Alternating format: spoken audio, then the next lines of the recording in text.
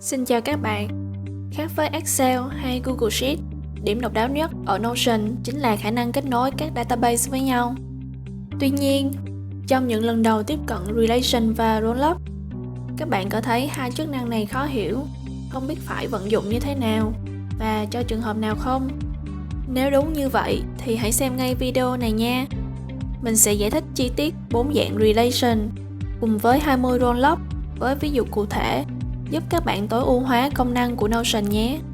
Bên cạnh đó, các bạn cũng có thể xem các template của mình trong phần mô tả nha. Dành cho các bạn lần đầu đến với channel Notion for Productivity, mình thường chia sẻ các hướng dẫn giúp bạn sử dụng Notion một cách hiệu quả nhất. Các bạn hãy nhấn nút theo dõi để tìm hiểu thêm nhé. Trước hết, Database Relation là gì?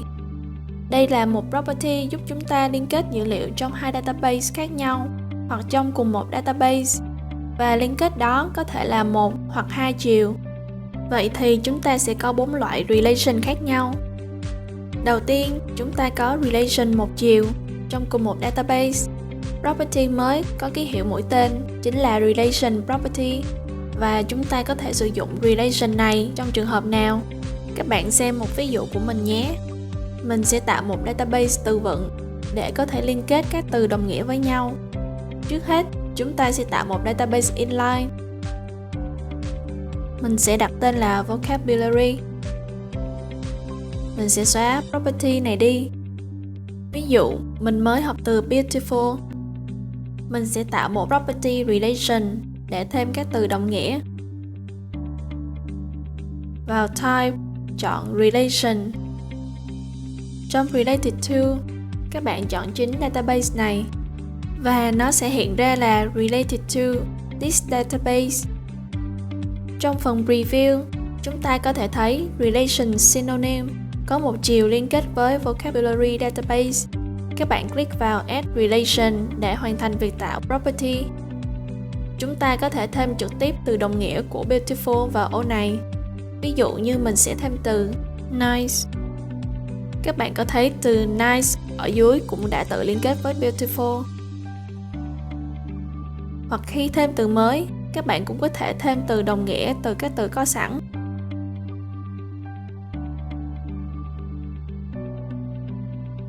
Tiếp theo, chúng ta có relation hai chiều trong cùng một database. Chỗ này có thể một số bạn sẽ thấy hơi rối. Trong database sẽ có tới 2 relation properties. Vậy chúng ta sử dụng dạng relation này trong trường hợp nào? Nó rất thích hợp cho việc quản lý công việc. Cụ thể là chúng ta sẽ có thể chia nhỏ một công việc chính thành nhiều công việc con. Công việc chính hay mình gọi là parent task, và công việc con hay subtask liên kết với nhau và được tách thành hai cột riêng biệt. Để dễ hình dung hơn thì các bạn theo dõi cách mình tạo relation này nhé. Mình sẽ tạo một task database.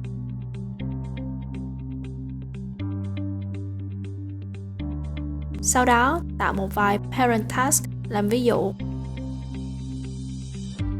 Mình sẽ tạo một relation property mới.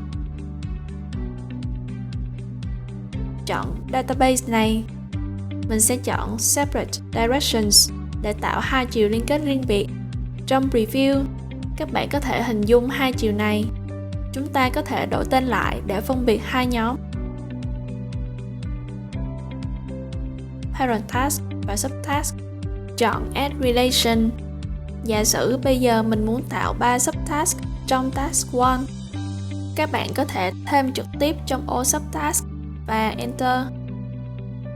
Các bạn có thể thấy hai trang task 1.1 và 1.2 được tạo mới trong database và tự động liên kết với task 1 trong cột parent task. Các bạn có thể làm tương tự với các task khác. Tiếp theo, mình sẽ giới thiệu về relation một chiều giữa hai database khác nhau. Thay vì tạo một database với rất nhiều property, chúng ta có thể tạo hai database riêng biệt, rồi dùng tính năng relation để liên kết chúng lại. Một database có thể kết nối với nhiều database khác thông qua relation. Đây là cách rất hiệu quả để liên kết dữ liệu công việc với dữ liệu dự án, hoặc liên kết thói quen hàng ngày với các mục tiêu. Để minh họa, mình sẽ tạo một project database.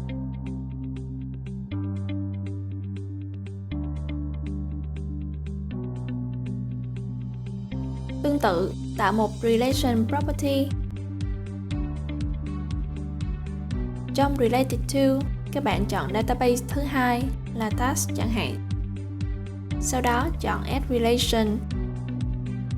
Từ đây, các bạn có thể liên kết các công việc liên quan đến cùng một dự án.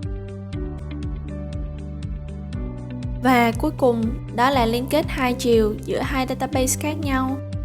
Chúng ta có thể xem các trang dữ liệu được liên kết trong mỗi database còn lại. Với liên kết một chiều khi nãy, chúng ta không thể xem các task được liên kết với project nào trong database phía trên. Để chuyển thành hai chiều, các bạn chỉ cần vào Edit Properties, mở toggle Show on Tasks, Update Relation và Project Relation đã được thêm vào Task Database. Phần tiếp theo, mình sẽ giới thiệu với các bạn về Rollup. Rollup Properties giúp chúng ta trích xuất hoặc tổng hợp dữ liệu từ một Relation Property. Vì vậy, chúng ta sẽ không thể sử dụng Rollup nếu không có Relation Property. Hiện tại, Notion có tới 20 loại Rollups. Ở đây, mình có minh họa hai Rollup điển hình như là đếm số dữ liệu hoặc tính tổng cho các property dạng number. Để các bạn dễ hình dung hơn, mình sẽ thêm vào property ngày thực hiện dạng date, phân loại hay type dạng select, trạng thái dạng status,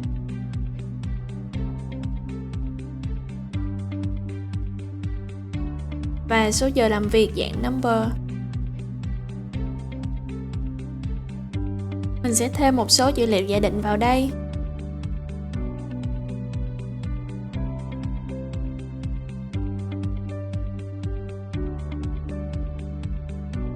Ok, giả sử mình muốn tính tổng số giờ mình đã làm cho các subtask trong một parent task.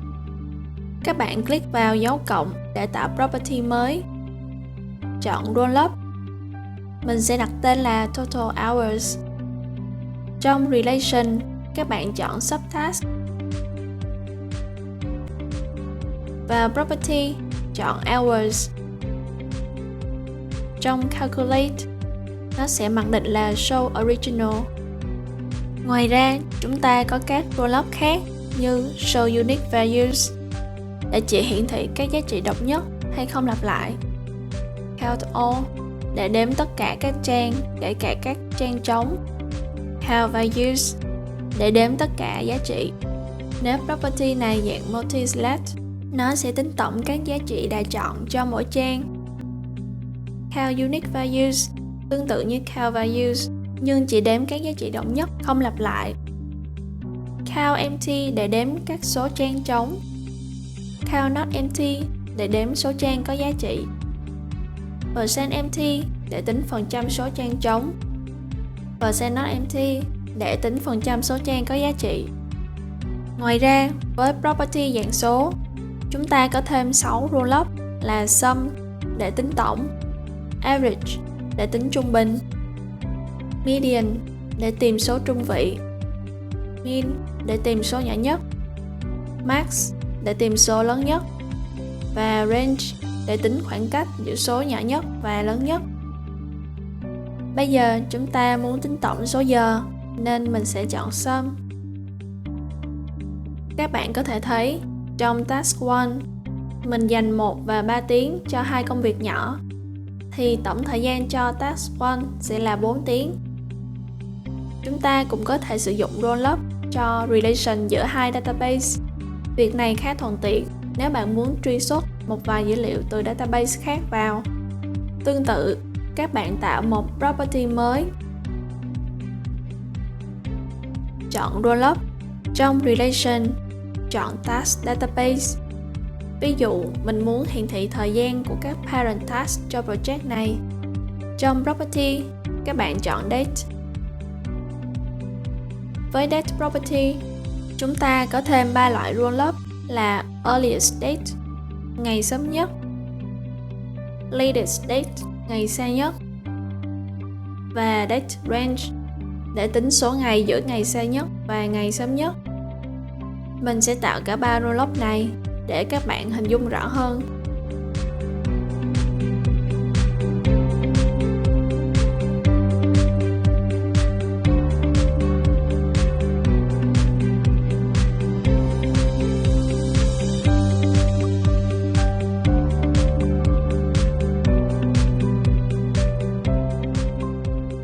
Mình record video này vào ngày 12, nên các bạn có thể thấy ngày sớm nhất là một ngày trước, ngày xa nhất là trong vòng 2 ngày nữa, và khoảng cách giữa hai ngày này là 3 ngày.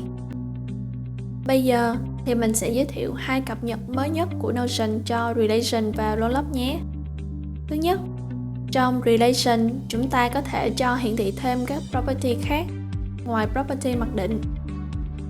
Các bạn click vào dấu 3 chấm ở đây, chọn các property muốn hiển thị.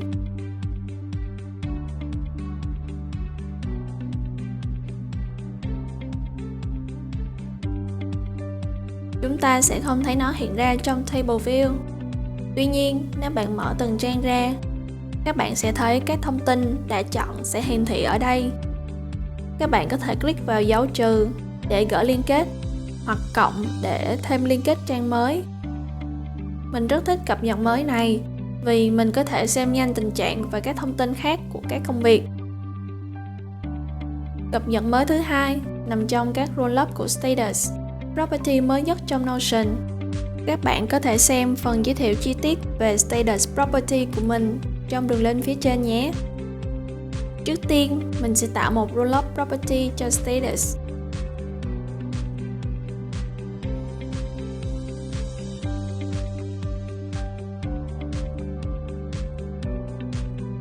Trong Calculate, chúng ta có 2 rollup mới là Count per Group và Percent per Group cho mỗi nhóm To Do, In Progress và Complete. Bây giờ mình sẽ thử tạo các rollup Count per Group trước. Với tính năng này, chúng ta có thể thấy bao nhiêu công việc đang ở trạng thái To Do, In Progress hay Complete trên tổng số công việc. Trước đây, chúng ta cũng có thể hiển thị thông tin tương tự với sự kết hợp giữa Select và Checkbox hoặc Formula Property, nhưng sẽ phức tạp hơn nhiều. Mình sẽ tạo một rollup cho Select Property để các bạn xem thử. Các bạn có thể thấy với Select, chúng ta sẽ không có tính năng count cho từng loại giá trị.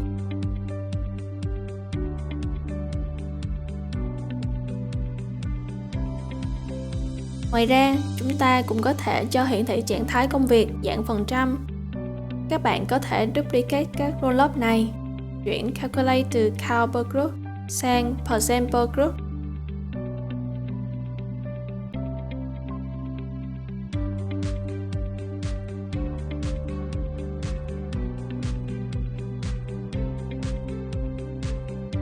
Trong video tiếp theo, mình sẽ hướng dẫn các bạn tạo một thanh vừa hiển thị tiến độ, vừa hiển thị trạng thái công việc, vận dụng các tính năng mới nhất trong Notion. Ngoài ra, mình cũng sẽ hướng dẫn các bạn cách cập nhật các tính năng mới này vào các database hiện tại để chúng ta có thể tối ưu hóa quá trình quản lý công việc. Các bạn bấm nút chuông để nhận thông báo khi có video mới nha. Nếu các bạn thấy các thông tin mình chia sẻ là bổ ích, hãy nhớ nút like và share nhé. Cảm ơn các bạn. Chúc các bạn một ngày làm việc hiệu quả. Hẹn gặp lại các bạn.